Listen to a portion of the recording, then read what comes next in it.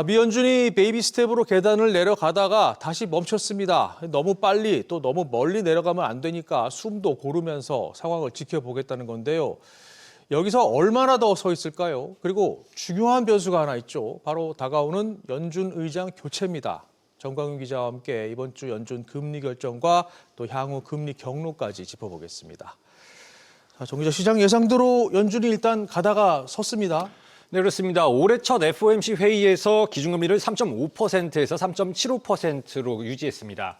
지난해 9월부터 3번 연속 인하한 뒤 이번엔 멈춰선 겁니다. 연준은 성명서에서 실업률은 다소 안정세, 인플레이션은 다소 높은 수준이라고 진단했는데요. 파월 연준 의장은 지난번 회의 때보다 경제활동 전망이 개선됐다고 설명했습니다. 특히 추가적인 관세 부과가 없다면 물가에 미칠 관세 여파는 일회성에 그칠 것이라는 예상을 유지했습니다. 당분간 지켜보겠다는 거군요. 네, 그렇습니다. 파월 의장은 금리를 인하할지 유지할지 회의 때마다 결정하겠다고 했습니다. 다만 연준 내부 어느 누구도 다음 행보로 금리 인상을 전망하고 있지는 않다고 강조했습니다.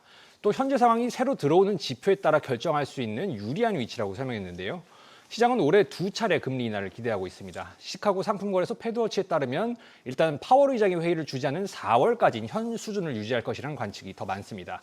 이후 6월에서 7월 중에 한 번, 10월에서 11월 사이에 또 한 번 내릴 가능성이 높다고 보고 있습니다. 그렇군요.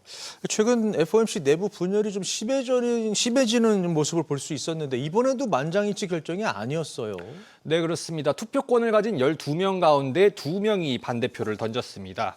스티븐 마이런, 크리스토퍼 월러 이사가 0.25%포인트 인하를 주장했는데요. 그럼에도 파월 의장은 오늘 결정에 폭넓은 지지를 받았다면서 의견이 분산됐다고 말했던 지난번보다는 나아졌다는 점을 강조했습니다.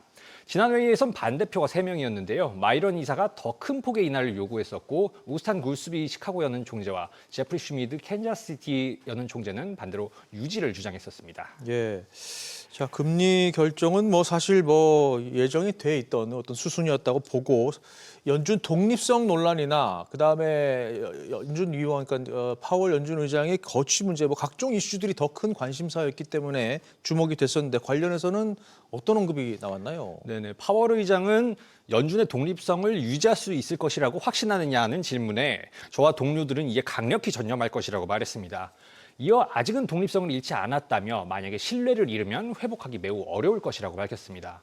또 선거 등에 영향받지 않고 국민들에게 봉사하기 위한 제도적 장치로 선출직 공직자를 통화정책 결정권에서 분리하는 것이라며 후임자에겐 선출직 정치에 끌려 들어가지 말라, 절대로 하지 말라고 당부했습니다. 그렇군요.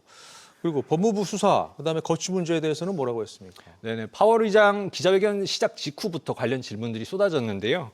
의장 임기가 끝난 후 연준 이사직을 유지할지 또 소환장에 답을 했는지 같은 질문에 오늘 회견은 그런 내용을 다루는 자리가 아니라면서 답할 게 없다고 잘라 말했습니다.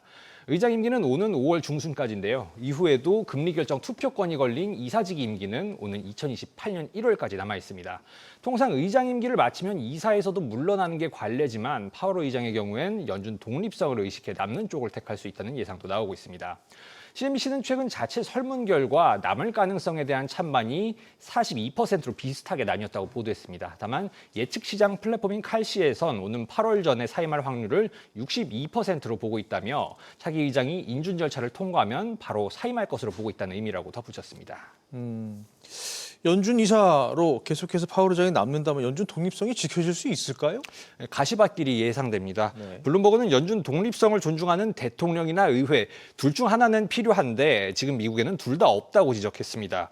이런 상황에서 연준이 가장 피하고 싶은 건 투자자들의 불안이고 백악관과의 공개적인 갈등은 그런 위험을 내포하고 있다고 분석했는데요. 행정부가 무모할수록 합리적이고 유능한 중앙은행은 안정성을 위해 압력에 더욱 순응할 수밖에 없다고 설명했습니다.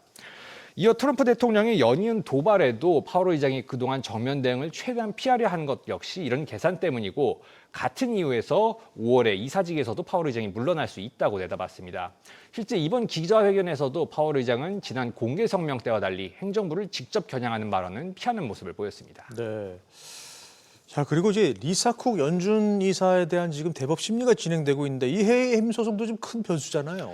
그렇습니다. 이 파월 의장이 이번 주 기자회견에서 한 표현을 빌리자면 쿡 소송건은 연준 113년 역사상 가장 중요한 법적 사건인데요. 그만큼 연준의 독립성을 지킬 수 있느냐 하는 것과 직결된 이슈입니다. 앞서 트럼프 대통령은 부동산 사기 대출 의혹을 내세워 쿡 이사에게 해임을 통보했고 쿡 이사는 여기에 반발해서 소송에 나섰습니다. 민주당 정부가 임명한 리사 쿡 이사의 임기가 가장 많이 남아있다는 점이 트럼프 대통령 입장에서는 거슬릴 수밖에 없는데요. 현재까지 심리 과정에서 연방 대법관들 분위기를 보면 트럼프 행정부 손을 들어줄 가능성은 높지 않다는 평가가 나오고 있습니다. 로이터는 이와 관련해 대법원이 간략한 판결로 사건을 일단 하급 법원으로 되돌려보내는 방식으로 최종 판단이 미뤄질 가능성이 크다고 보도했습니다. 네. 그리고 올해 투표권을 쥔 FOMC 멤버들의 변화도 변수가 될 수 있죠. 네, 그렇습니다. FOMC 투표권 12개 중에 4개는 매년 여는 총재들이 돌아가면서 갖는 방식입니다. 로이터 분석에 따르면 올해 투표권을 갖게 된 여는 총재 가운데 로리 로건 댈러스 여는 총재, 베스 에맥 클리블랜드 여는 총재 이 2명은 강한 매파로 분류되고 있습니다. 닐 카시카리 미니애폴리스 여는 총재는 통화 정책상으로는 온건 매파로 분류됐지만 연준의 독립성에 대해선 본인의 신념을 뚜렷하게 밝히는 인물입니다. 남은 안나 폴슨 필라델피아 여는 총재의 경우에는 온건 비둘기파로 여겨지고 있습니다. 전반적으로 강경 매파가 제프리 슈미드 캔자스시티 여는 총재 한 명이었던 지난해보다는 매파적 색채가 강해졌다는 평가가 나오는데요. 차기 연준 의장이 더 큰 폭으로 금리를 인하하려 한다면 완강한 반대 부딪힐 가능성이 높은 상황입니다. 그렇군요. 알겠습니다. 정광윤 기자 잘 들었습니다.